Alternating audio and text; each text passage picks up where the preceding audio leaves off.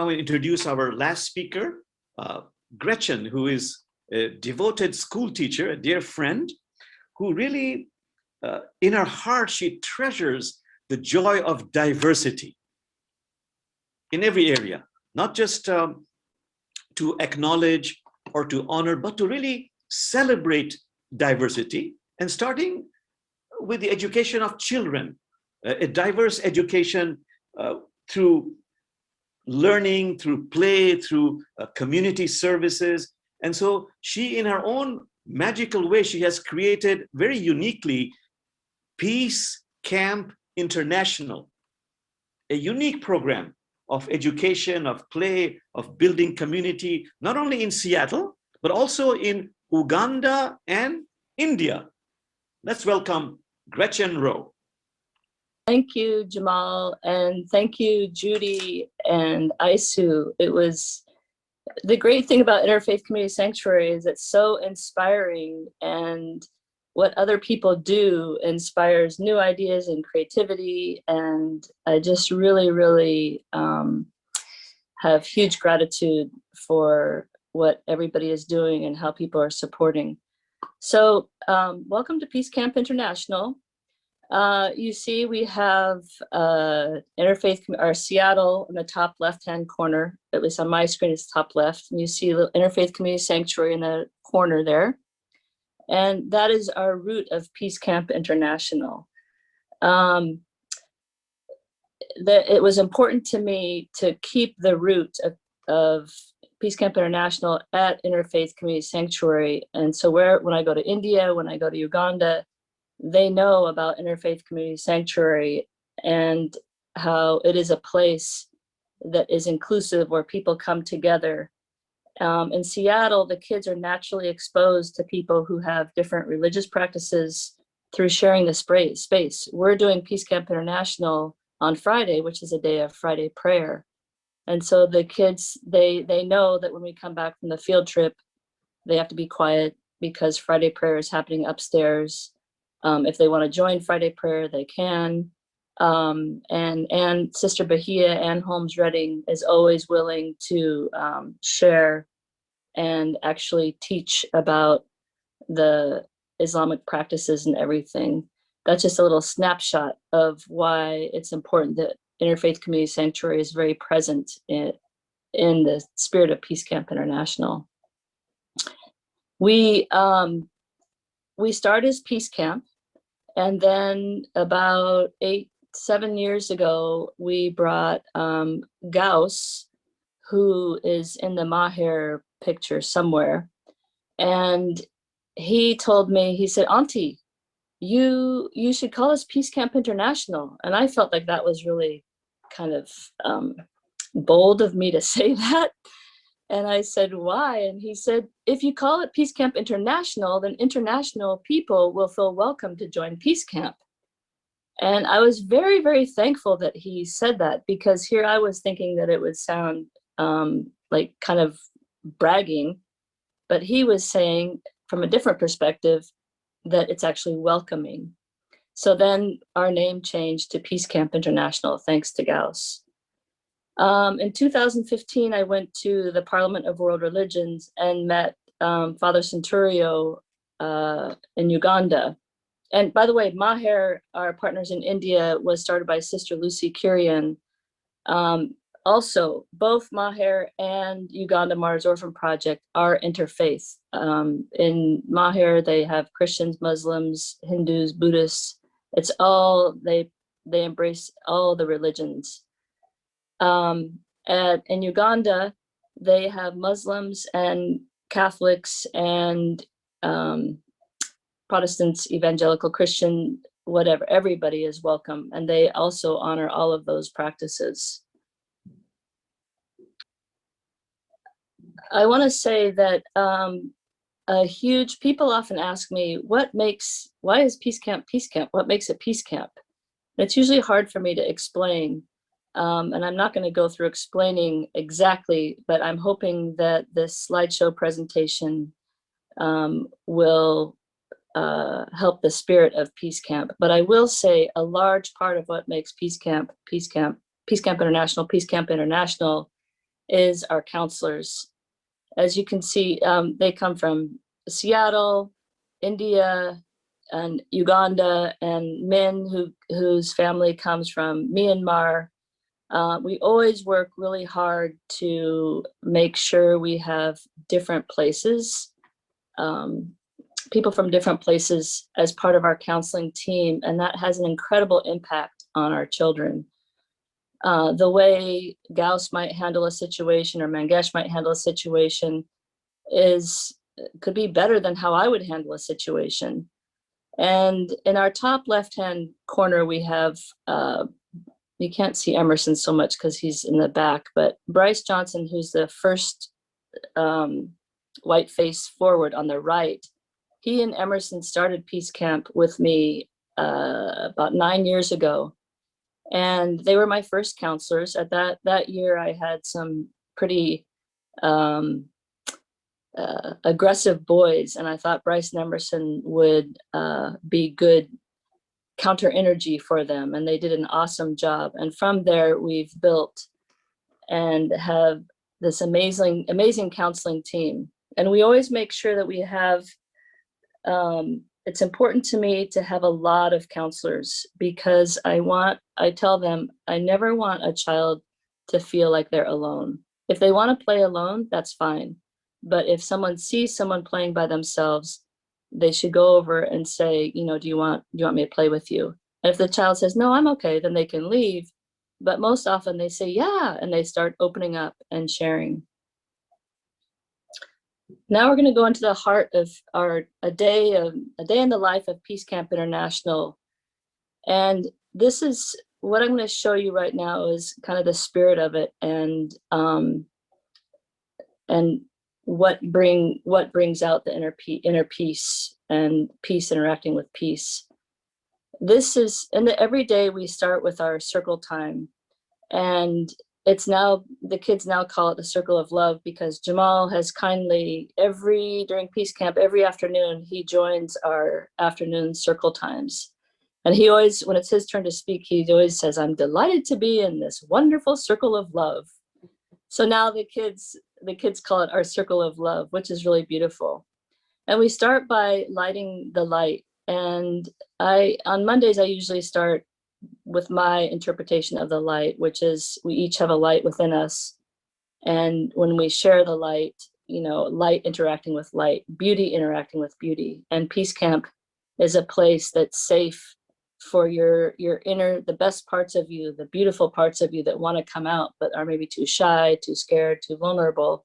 Peace Camp is a safe place for those to come out and interact with others. And we have beauty interacting with beauty.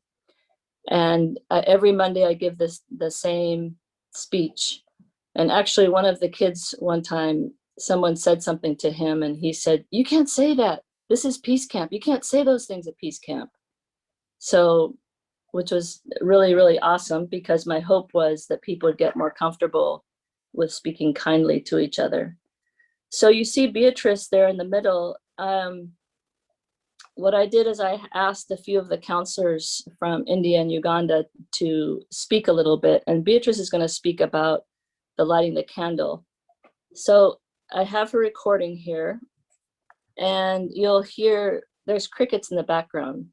It sounds like it's fuzzy, but they're actually crickets. Here's Beatrice. Hi everyone, my name is Nanzala Beatrice. I'm from Uganda, Peace Camp International. I'm very grateful to be here today, and thank you Interfaith Community Sanctuary for giving us an opportunity to share with you the beautiful things that we have in Peace Camp International. And one of them is the light. In Peace Camp, why we put the light in the middle is to remind us that whether in our darkest moments, there will always be the light. The light brightens everyone, even those who feel, oh, I have given up. I don't have anything left. But once we light the light and everyone meditates on it, the life comes back and you feel the Spirit of the Lord in you. You feel alive once again. The darkest moments in your life disappear. So the light brings hope and joy back to each one's life, even those who felt, I have given up of it and everything. The light changes each and every one. Thank you. Okay, thank you, Beatrice. After lighting the candle, I just want to say one more thing about this. It's really nice having the counselors from different cultures. The reason I have Sister Lucy and Maher in the bottom left-hand corner and the light there. The wonderful thing for us is that the young people who come from Maher, they grew up with the movements of lighting the candle. They're very, very graceful. And so that's been a great gift to our community, because they've taught our kids how to be graceful, how to enter the circle, how to work together in lighting the candle. And they've taught the kids watching how to be respectful of that sacred ritual in a way. And it's been quite beautiful. Following the candle, we then, every morning and every afternoon, we do our sharing, and everyone says their name, how they're feeling in the morning, their name, how they're feeling, and what they're looking forward to. And in the afternoon, they say their name, or we say our name, how we're feeling, and a compliment for someone, or something that we're grateful for, or asking someone for forgiveness of something that happened during the day. And the circle holds whatever comes up. We've had some big things come up, and it's been really, really beautiful. At this point, I'm going to have Bernard speak about Uganda, the experience with this. In Uganda, the kids, the people talk very quietly, and the kids are like extremely, not all the kids, but some of them are extremely shy. Like they'll cover their face. And like Judy said in her talk, it's been like a give and take. I'm like, it's too painful. And Bernard's like, no, they have to rise up. They have to rise up. And I was like, well, it seems like too much. But together, the counselors, the young adults who are helping us with Peace Camp, we came up with the plan that we have an older, this is the wonderful thing about the multi-age of Peace Camp, we have an older we have a younger sitting between two olders, and they give them the support and encouragement, and may talk for them at first, but eventually by the end of the week, the child is able to speak for themselves. So here's Bernard. 6 out of every 10 children in Uganda cannot express themselves and don't find a safer space to express themselves because society always puts them down. But with Peace Camp, children within our community are able to express themselves within a safe space. And that's what Peace Camp has created within this part of the world. We try to create programs where children feel safe to express themselves, but also feel responsible to rise up and showcase what their God-given abilities can show. Peace Camp has become a life. It has become a means of living. It has been a better way of expressing the better good within a very, very challenging society. Peace Camp has always been and will always remain part of us. Thank you, Bernard. Following the sharing time, we then go into a meditation time. And our meditations they go across traditions. I lead them sometimes a counselor will lead them. If I notice that one of the kids is really an enthusiastic contemplator or meditator, like they're really into it, I'll ask that student if they want to lead something. And I encourage the kids if they have a special song or something, anything from the heart. And I say, we can use that as a meditation. Whatever gives you comfort, you can use that and share that with us. And that can become our meditation.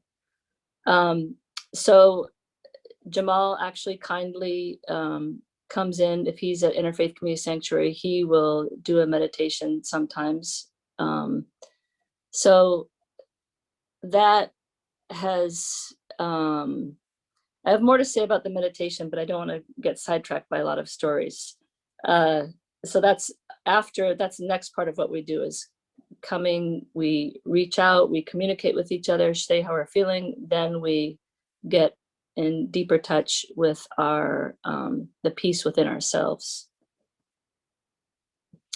After that, we move into the dancing, which brings out a different side of inner outer peace. And right here, I'm going to have Mangesh talk about this part, because Mangesh,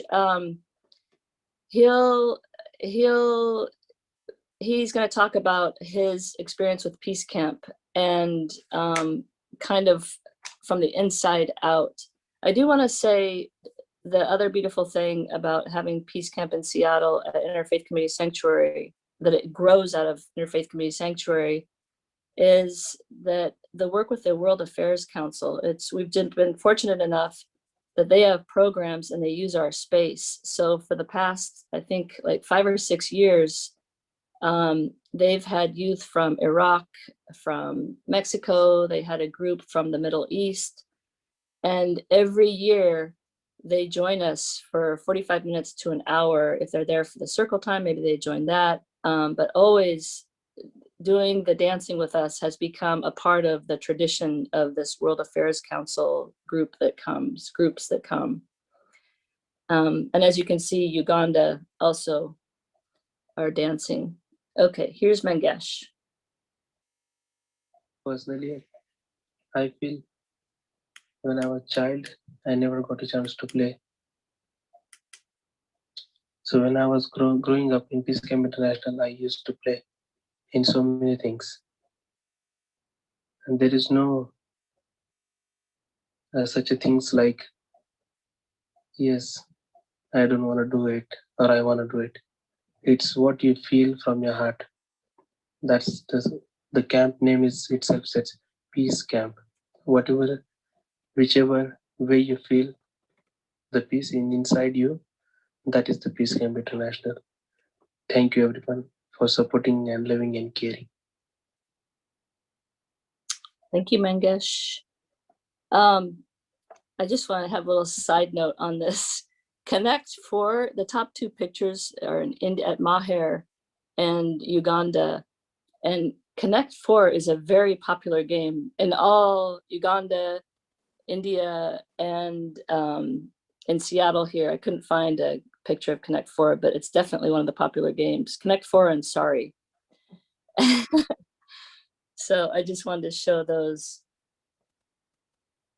The other thing that we do, we always we have a community activity every day that at our morning circle, they vote on a game, a community game. And I make them, even though Mangesh said there isn't make, but there is one for 10 minutes. I make everybody play something together. And it's quite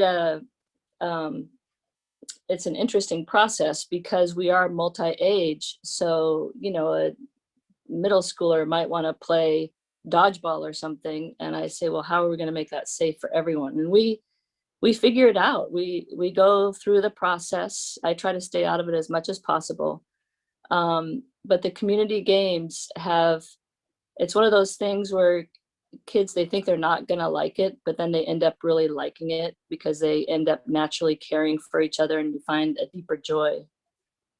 The game in Uganda is it's called I think like community tag or something, and you work, when you tag someone, they become part of your chain, and the last person standing is the winner, but it becomes this whole strategic thing. They loved that game. And you see, you have to be careful because it's multi-age. So you, like Bernard there may want to run really hard, but he can't run too hard because the one behind him can't run that hard either. So you really have to work together. You're forced to work together. Another big part of Peace Camp is going on field trips. It was always important to me that we, in Seattle, we either walk or take the city bus to everywhere, actually, except for Shilshol, because the bus service doesn't really go there. And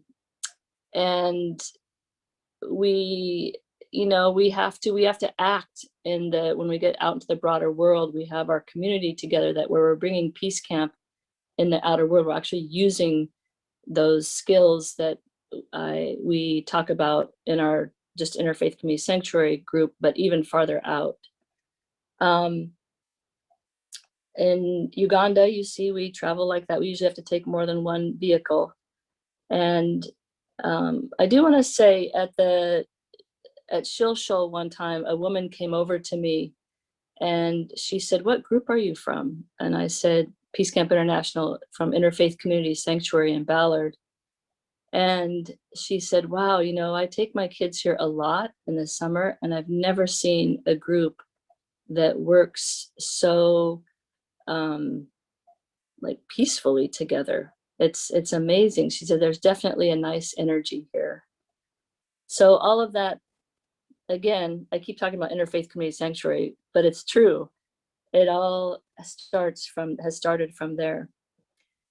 Now, a big part of Peace Camp International is swimming. That's always the number one thing kids ask. "When are we going swimming this year, Gretchen? What day is our swimming day?"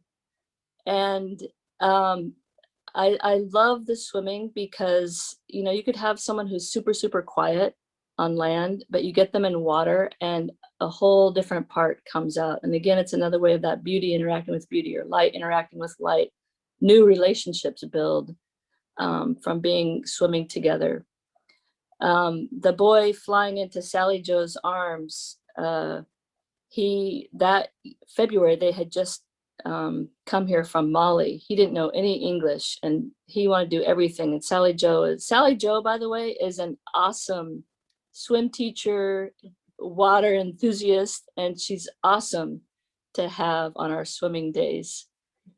In Uganda, the kids in Seattle love swimming so much. And when we started doing Peace Camp in Uganda, I was like, I really want to find a way that they can go swimming. It's too big of just like lighting a candle is a big thing, swimming is a big thing.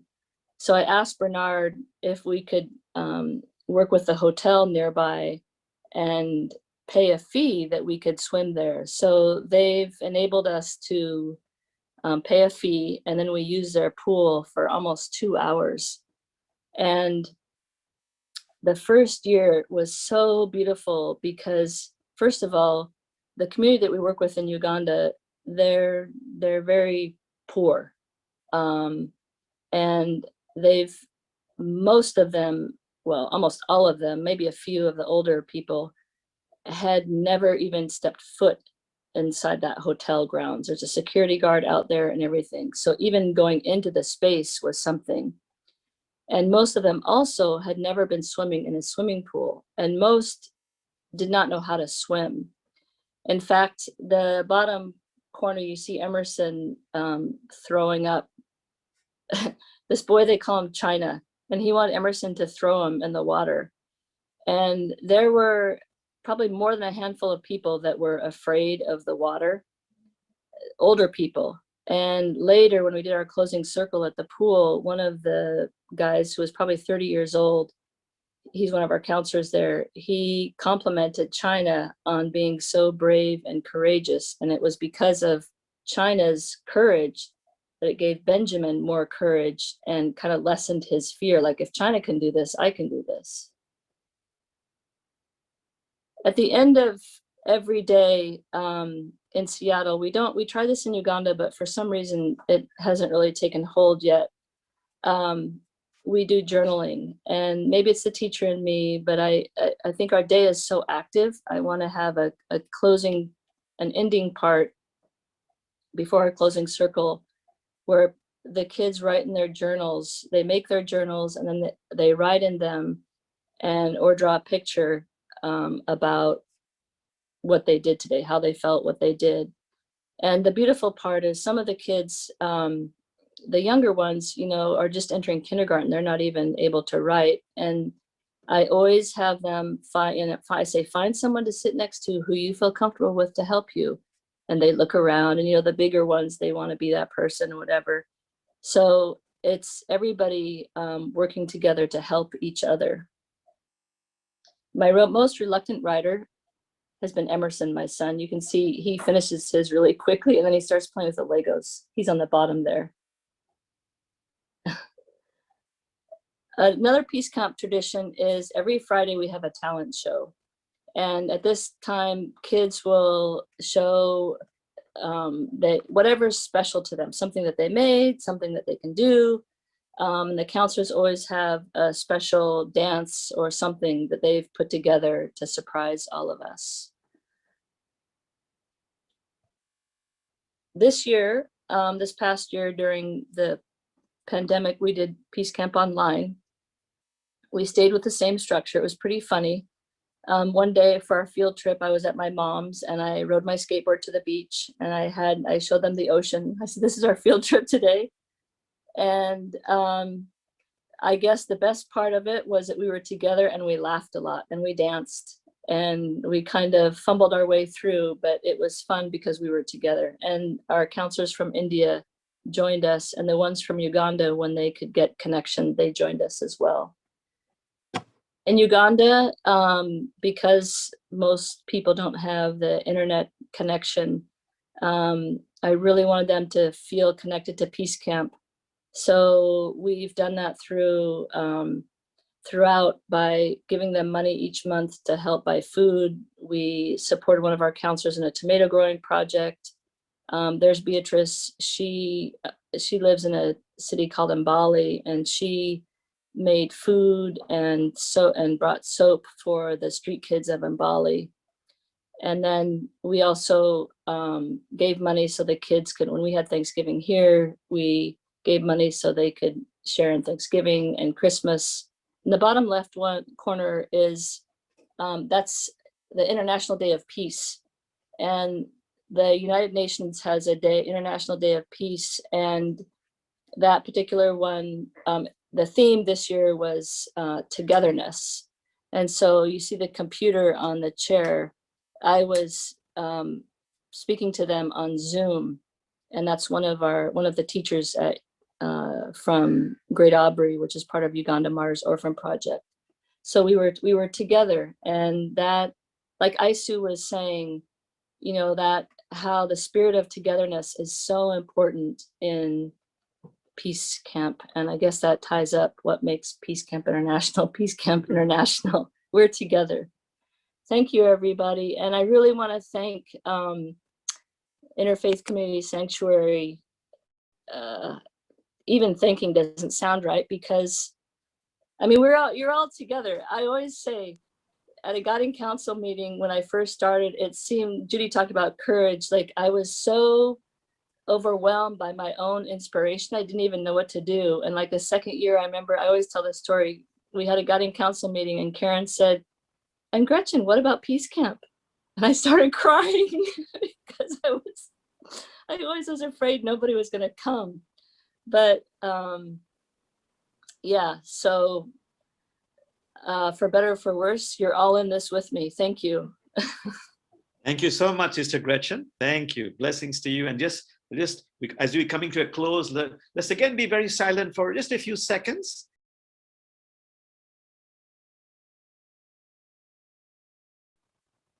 But let's be blessed by the vibrations of gratitude, inspiration, and creativity that bubbles up, emerges from within us. Thank you, Gretchen. And everybody, Judy Sanderman, my sister Aisu. Thank you very much.